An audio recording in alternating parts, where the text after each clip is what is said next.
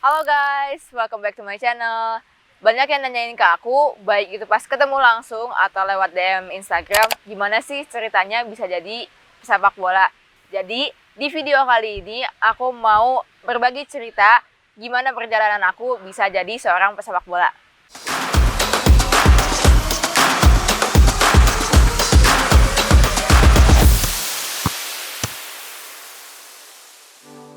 Oke, jadi kita mulai dari aku awal mula kenal sepak bola aja kali ya. Jadi aku ini emang tumbuh di keluarga besar yang emang mayoritasnya suka sepak bola. Jadi aku kan orang Bandung ya. Tiap kali Persib tanding itu pasti ya keluarga aku tuh pasti nonton.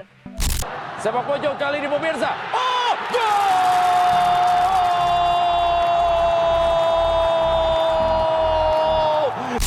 Dan channel TV itu udah pasti pertandingan bola aja. Nah, dari situ kan aku otomatis ikut nonton juga. Dari situ muncullah ketertarikan aku sama olahraga ini. Nah, pas umur 6 tahun, papa aku masukin aku ke sekolah sepak bola. Nah, sebelum itu kan nyari-nyari dulu ya SSB yang bagus dan cocok buat aku. Aku inget banget SSB yang aku datengin pertama kali buat nyobain trial itu adalah Arsenal Academy.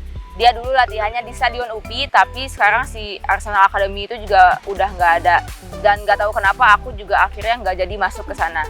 Masih dalam cerita mencari SSB kedua yang aku datengin adalah IPGS. Dia tempat latihannya juga deket sama UPI. Dan waktu aku mau nyoba trial itu, aku excited banget gara-gara aku nemu ada satu anak perempuan juga di sana. Dulu kan peminat sepak bola wanita masih dikit banget ya, jadi nyari temen perempuan juga susah banget. Dan sekalinya ketemu, jadinya seneng banget.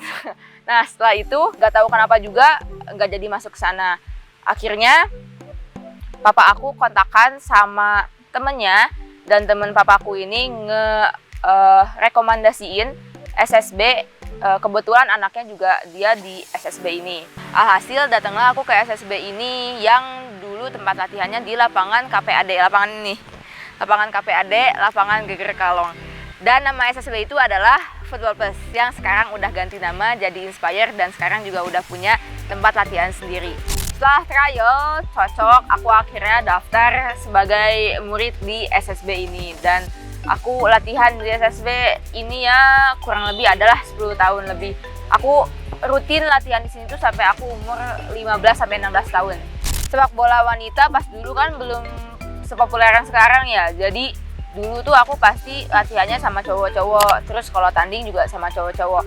Aku inget banget dulu tiap kali ikut turnamen itu pasti semua mata langsung tertuju ke aku. Karena emang bener-bener gak ada cewek lain selain aku di turnamen itu. Nah terus namanya juga cowok ya, udah badan sama tenaga juga otomatis lebih gede. Jadi tiap kali abis selesai tanding tuh kalau ada memar, luka, berdarah ya itu mah udah biasa banget deh. Tapi alhamdulillah banget orang tua sampai sekarang masih nge-support terus, gak pernah sampai jadi ngelarang gitu. Kan kalau orang lain mah sering ngomong itu atuh anak perempuan masa banyak luka kayak gitu. Tapi ya alhamdulillah orang tua masih support terus sampai sekarang.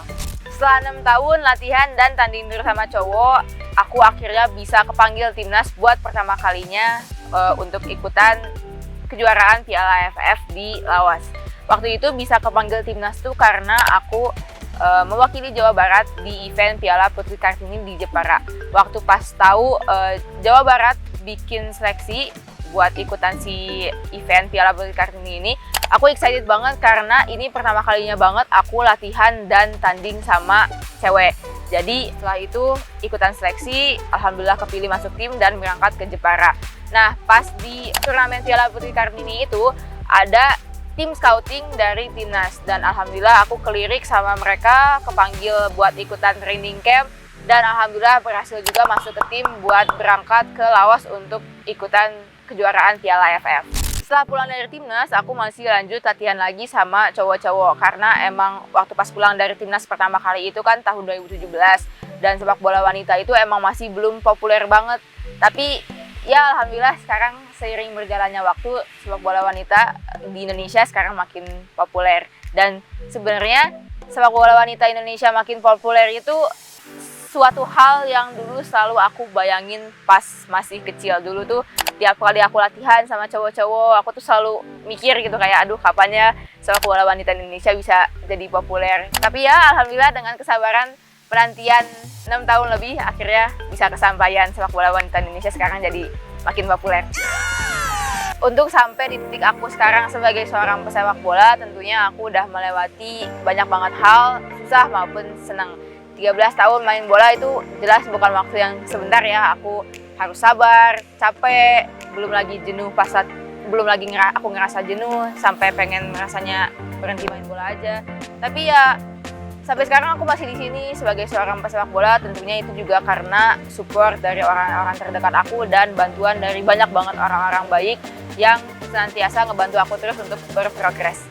Jadi aku mau nyemangatin teman-teman semua di sini yang masih berprogres. Mungkin kalian ngerasa capek, ngerasa jenuh, ngerasa kesel karena kalian mungkin udah berusaha semaksimal mungkin tapi hasil yang kalian mau belum datang.